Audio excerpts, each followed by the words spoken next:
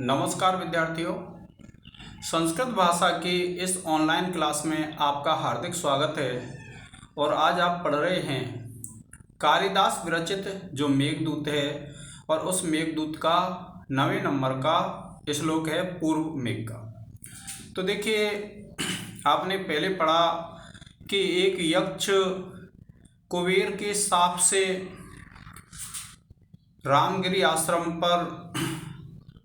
रामगिरी पर्वत पर आश्रम में रह रहा है।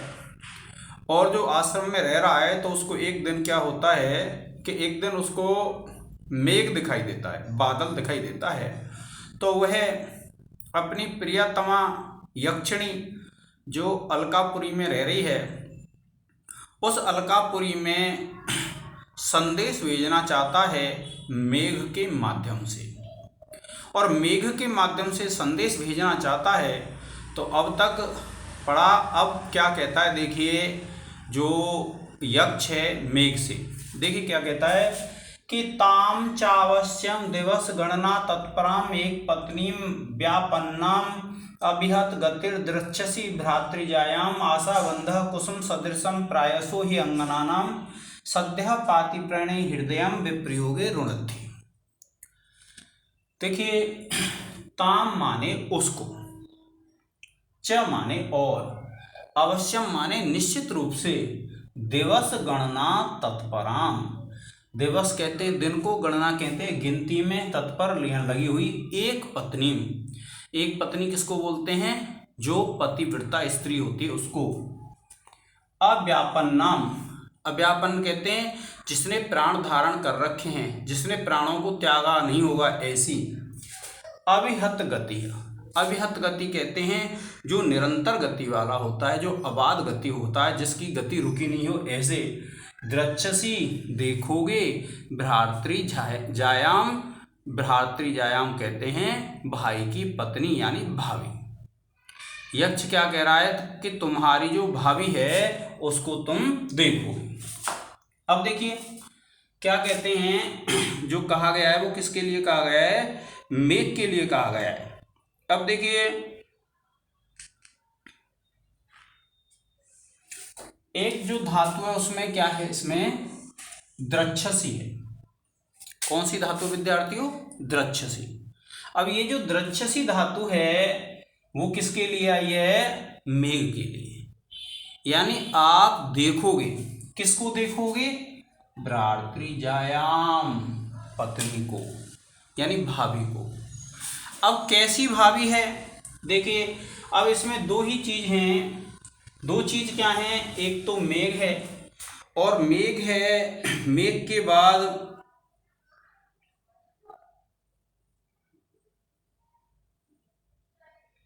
देखिए ये जो भ्रातृजाया शब्द है वह भाभी के लिए आया है, और द्रक्षसी माने देखोगे।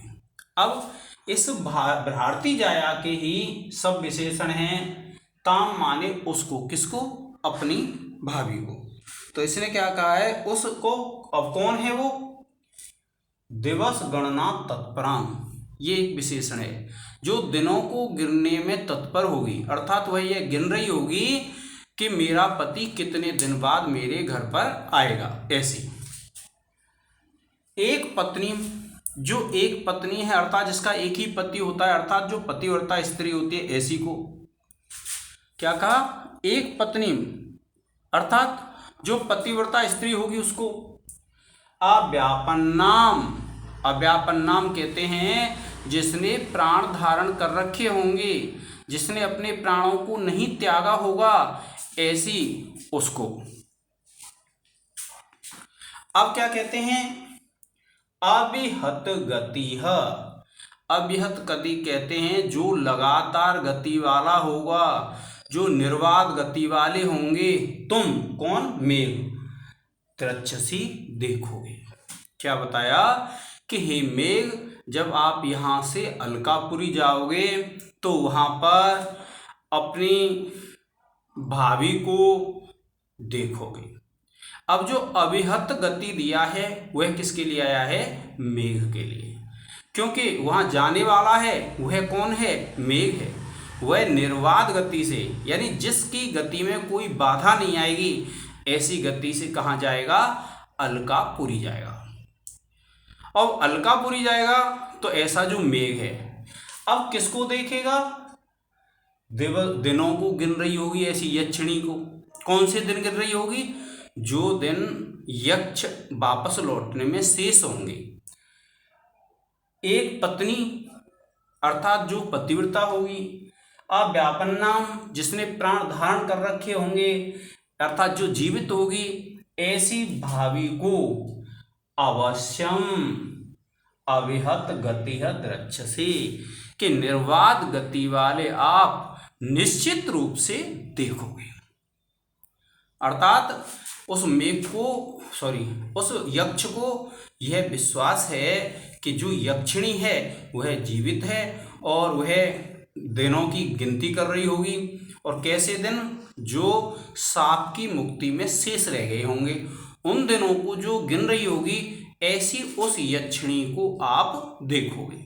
यह किसने कही? यह मेघ से यक्ष ने कही। अब देखिए, यह जो है एक सूक्ति है और इस सूक्ति का क्या अर्थ है? आशाबंधः, आशा का बंधन। आशाबंध का तात्पर्य क्या होता है? आशा का बंधन। अर्थ निकलेगा आशा रूपी बंधन। तो आपको पता है कौन सा अलंकार हो जाएगा इसमें? रूपक अलंकार। आशाबंध में आशा रूपी बंधन। अब जब आप आशा रूपी बंधन करेंगे तो इसमें क्या हो जाएगा? रूपक अलंकार हो जाएगा। अब कुसुम, कुसुम आप जानते हैं फूल को बोलते हैं। सदृशम यानी फूल के जो समान कोमल होता है। प्रायशः, प्रायशः कहते हैं अक्सर कर, ज्यादातर। अंगना नाम कहते हैं स्त्रियों का। सद्यः पाति, सद्य शीघ्र ही, पाति, पाति माने नष्ट हो जाता है अर्थात शीघ्र ही टूट जाता है। ऐसे प्रणयी हृदयम, प्रणयी कहते हैं जो प्रेम से युक्त है, ऐसा जो प्रेम वाला हृदय है उसको विप्रयोगे, विप्रयोगे कहते हैं जब वियोग काल चल रहा हुआ उस समय पर ऋणद्धि रोक लेता है। इसमें क्या बताया है कि जो प्रेमिकाएं होती हैं और जो प्रेमिकाएं होती हैं उनका जो हृदय होता है, क्या बताया कि जो प्रेमिकाएं होती हैं और उनका जो हृदय होता है वह अत्यंत कोमल होता है, वह फूल के समान कोमल होता है। तो वह वियोग काल में वो क्या है? हृदय टूट जाता है। यानी वो जो हृदय है वह वियोग काल में टूट जाता है और वियोग काल में टूट जाता है तो ऐसे उस हृदय को ये जो आशा बंध है, क्या आशा रहती है कि एक समय के बाद मिलेंगे। तो यह जो आशा का बंधन है, आशा रूपी बंधन है, वह उसको रोके रहता है। क्या कहा कि जो आशा रूपी बंधन है वो उसको रोके रह जाता है। अब देखिए एक दिया है यहाँ पर, एक तो हो गया आशाबंध, तो इसमें रूपक अलंकार है, और एक है इसमें कुसुम सदृशम, फूल के समान। तो इसमें क्या है? उपमा अलंकार। कौन सा अलंकार है? उपमा अलंकार है।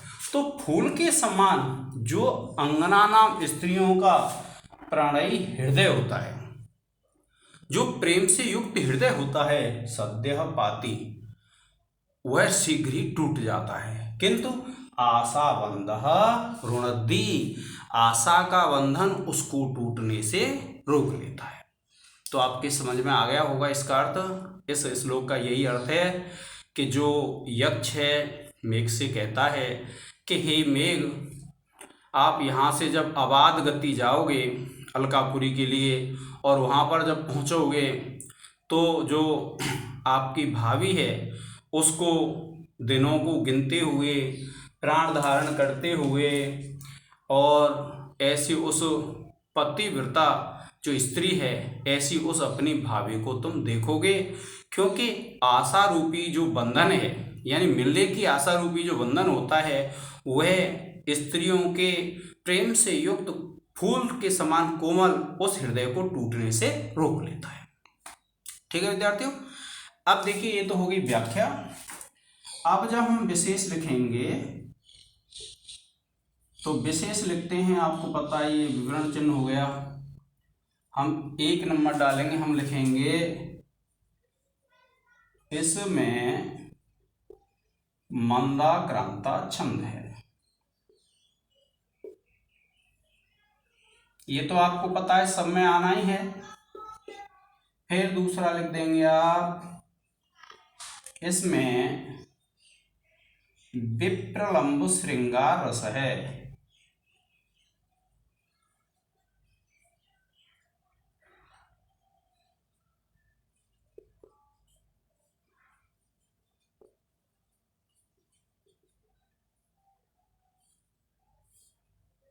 फिर उसके बाद देखिए तीसरा है, आप लिखेंगे आशा बंध में रूपक अलंकार है।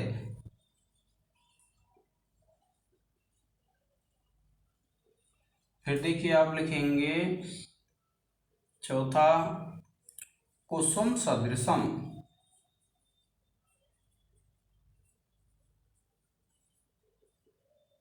में उपमा अलंकार है।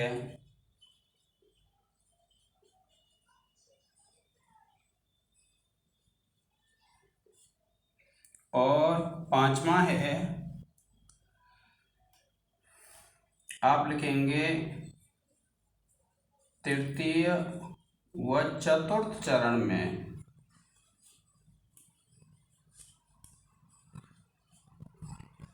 अर्थांतर न्यास अलंकार है।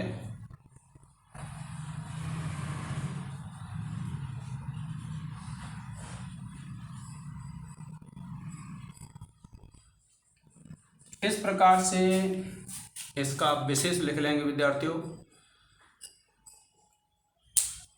आप इसका एक स्क्रीनशॉट ले लें, फिर लिखते हैं व्याकरण टिप्पणी।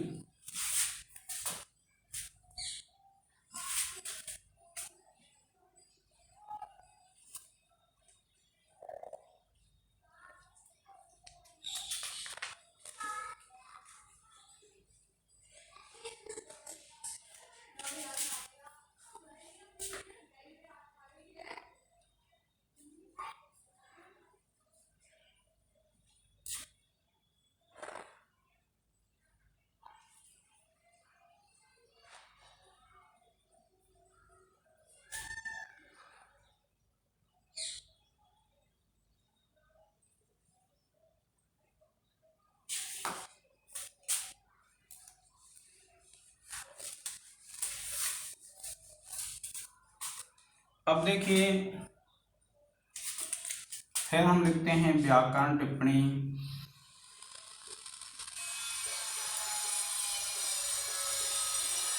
और जो व्याकरण टिप्पणी है जिसमें हम सब देखो, एक तो लिखेंगे हम एक पत्नी।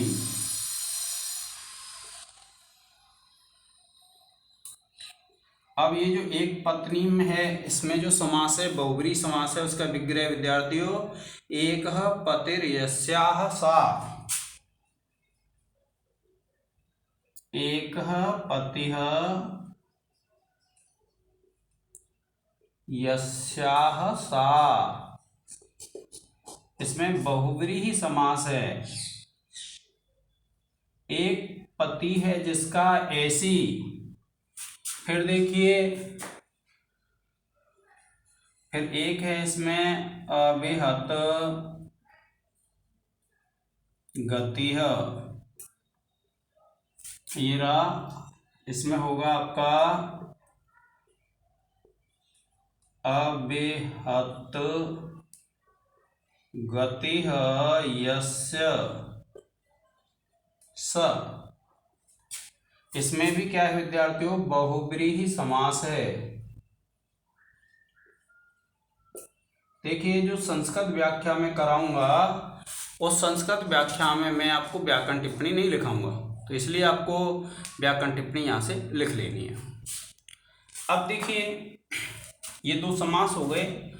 फिर हम व्याकरण में बढ़ते हैं। तो देखिए, सबसे पहले हम लिखेंगे इसमें, जैसे चावश्यम है, तो आप जानते हैं च प्लस अवश्यम, और इसमें आप लिख देंगे दीर्घ संधि। कौन सी लिख देंगे? दीर्घ संधि। और आपको पता है इसका सूत्र है दीर्घ का अकह सवर्णे दीर्घ। उसके बाद देखिए दूसरा लिखेंगे, ये है जैसे यंगनानाम, तो आप लिखेंगे हे प्लस अंग नानाम,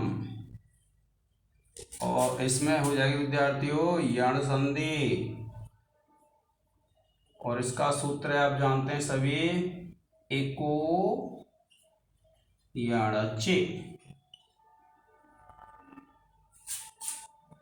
फिर देखिए इसमें एक है, जैसे आप देखते हैं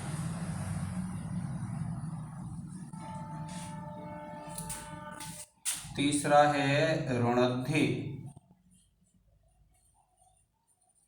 तो आप जानते हैं इसमें रुद्र धातु है, लट लकार है, प्रथम पुरुष एक वचन। फिर देखिए आप इसका एक स्क्रीनशॉट ले लें विद्यार्थियों।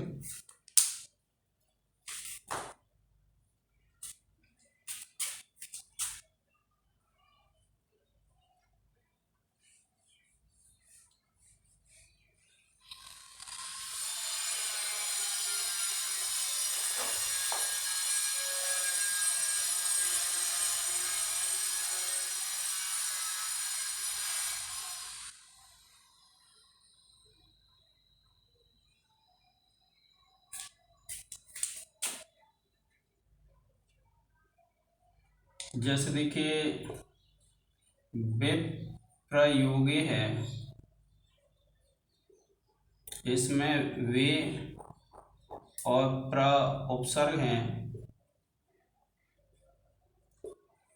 और युज धातु है विद्यार्थियों,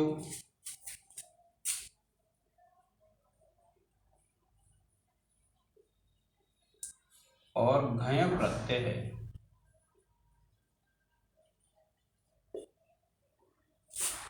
इसी प्रकार से और भी हम इसमें कर सकते हैं। देखिए दृक्षसी है,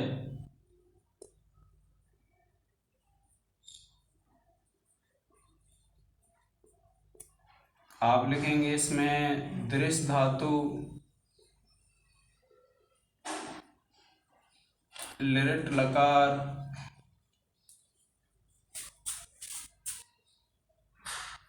मध्यम पुरुष